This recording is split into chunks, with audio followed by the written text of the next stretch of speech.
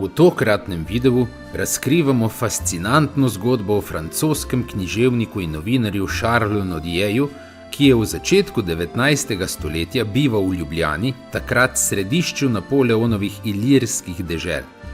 Nodije je v svojih delih z občudovanjem opisoval slovensko deželo, jezik in značaj slovenskega naroda.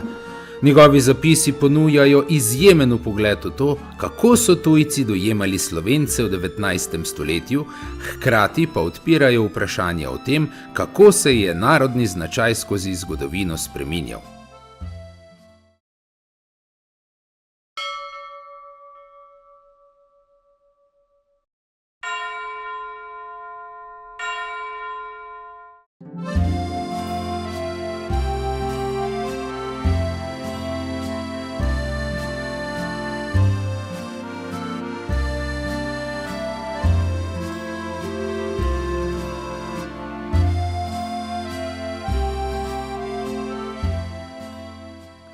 Francoski novinar in književnik Charles Nodije je za časa Napoleonovih ilirskih dežel prebival v Ljubljani, kjer je leta 1813 med januarjem in septembrom deloval kot zadnji urednik uradnega lista ilirskih dežel, Telegraphe Officiel.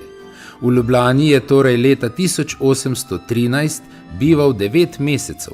Drugih delov ilirskih dežel, razen slovenskih dežel Krajinske in Primorja, ni nikoli videl.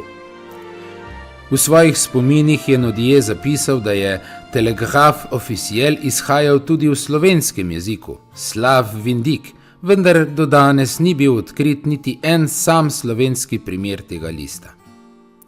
V svojem prvem članku v Telegraphe Officiel z naslovom Statistique ilirienne je očitno navdušen nad slovensko deželo napisal: "Kakšna dežela za topografa! To je tista, ki je pod svojimi pogledi združila dva največja prizora narave, morje in Alpe.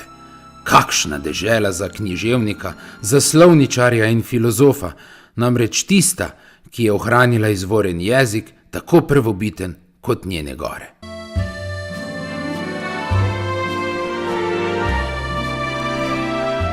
V članku z naslovom De la manière d'étudier l'histoire d'Illyrie, objavljenem v 8. številki Telegrafa z dne 28. januar 1813, je med drugim zapisal: "Mislim, da ni človeka na poti iz Francije proti Iliriji, ki ob vstopu v Julijske Alpe ne bi pomislil, da je ponovno zagledal svojo domovino.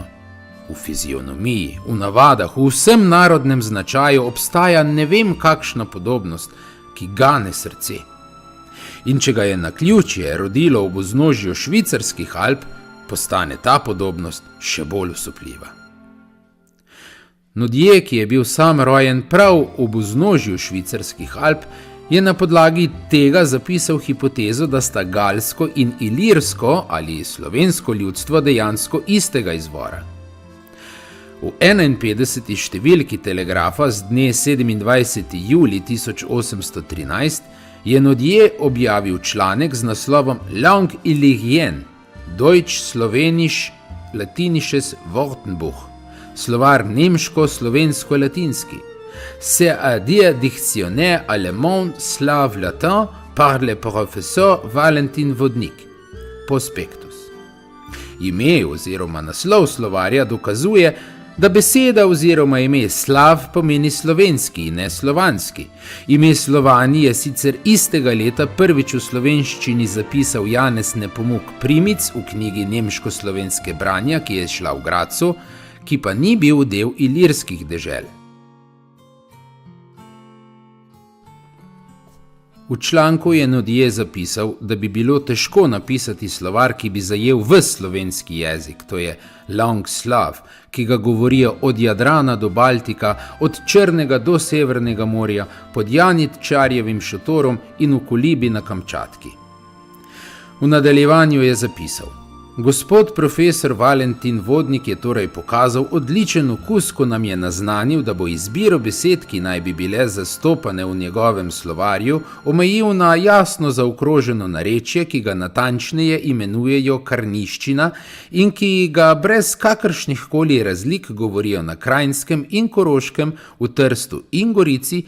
Spričo tega bomo natanko vedeli, kje so meje ene od velikih razdelnih enot slovenskega jezika, mimogrede tiste, ki so jo stvaropisci doslej najmanj upoštevali, čeprav nosi v sebi vse značilne poteze velike starosti in pristne, domorodne, avtohtone čistosti, tako da jo nekateri učenjaki obravnavajo kot vzorec za vse ostale.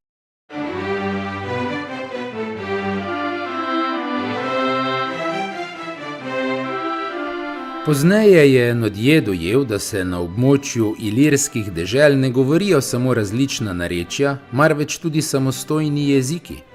Ta dejstva v ilirskem jeziku je omenil v članku z naslovom Laibach 15. januarja 1821, ki je izšel v pariškem časniku La Quotidienne, zatem v članku z naslovom La langue et la littérature illyrienne, objavljenem leta 1836 v Dictionnaire de la Conversation, nazadnje pa še posmrtno leta 1852 v Rêve de Paris.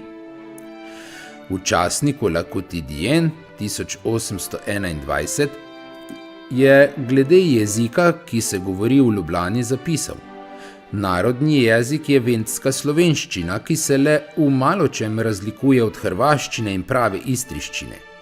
V Dictionnaire de la Conversation je leta 1836 ugotovil, da pravega ilirskega jezika ni.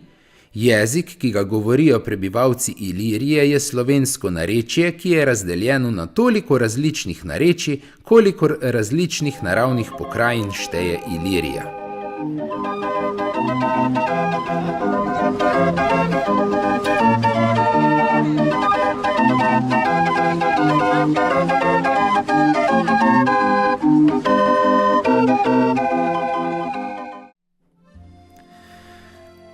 V posmrtno izdanem članku je Nodje pisal o ilirski ali slovenski poeziji, poeziji de slav, pisani v slovenskem jeziku, lang slav, v katero je uvrščal dalmatinsko, hrvatsko in vendsko narečje.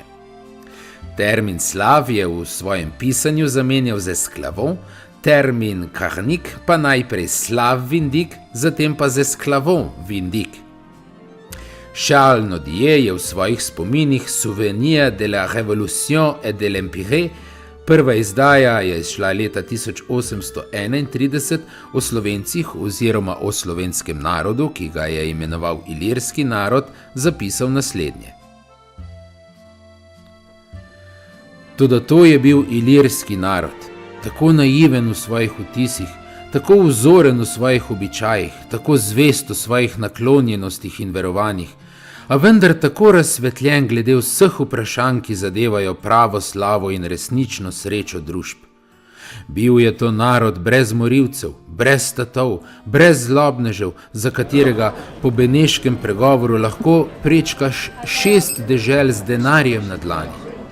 To je narod, kateremu smo skorajda predstavili uporabo ključavnice in ključa, a ki je neomajno zavrnil, da bi sprejel našo filantropsko dovršenost z izumom giljotine. Najboljša skupina dobrih ljudi, ki jih je Bog postavil na zemljo in med katerimi bi si človek želel umreti. Nodjejeve vtise v Slovencih je smiselno dopolniti še z besedilom profesorja Franca Hubada, zapisanim v poglavju Običaji in navade Slovencev v knjigi Josipa Šumana, Slovenci, iz leta 1881. V celoti moramo reči, da ima Slovenec določen moški ponos, da sta mu rokovanje in beseda sveti stvari, ki mu pomenita več kot pismo in žig. Nezaupanje do tujcev mu je prirojeno, saj nižji razredi ne pridejo ravno v stik s tujci z najboljšimi značaji. Po drugi strani pa je celo do tujcev, ki se znajo sporazumevati v njegovem materinjem jeziku, pogosto preveč lahkoviren. Posebno še deli z večino drugih narodov to napako, da se mu zdi tuje boljše od domačega. Ta okoliščina je že mnogo dobrih običajev zapisala pozabi v prid novi, tuji šegi. Glede na jasne opise značaja Slovencev v 19. stoletju se moramo resno vprašati, kaj se je zgodilo s Slovenci v 20.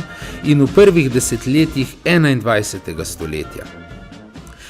Kot kaže, sta ostali predvsem dve slabi lastnosti. Da se Slovencu zdi tuje boljše od domačega in pa naivnost oziroma lahkovernost. Ostale jasno izražene nekdanje vrednote, vzornost, zvestoba, svetost rokovanja in besede, zavračanje morilcev, tatov in zlobnežev skupaj s pohlepom, pa so izginile neznano kam. Morda pa Slovencev sploh več ni veliko, ali pa je veliko tistih, ki se imajo za Slovence, pa to sploh niso.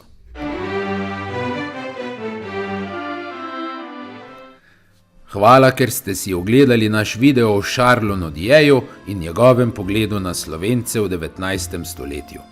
Če vas zanimajo zamolčane zgodbe, ki razkrivajo bogato preteklost našega naroda, vas vabimo, da se naročite na kanal Prepovedana zgodovina. Vsako nedeljo zvečer objavljamo nove vsebine v zgodovini Slovencev, ki osvetljujejo našo dediščino in narodov značaj skozi čas. Pomagajte širiti resnico o zgodovini Slovencev, zgodovini, ki je prepogosto ostala v senci. Hvala za podporo in se vidimo v naslednjem videu.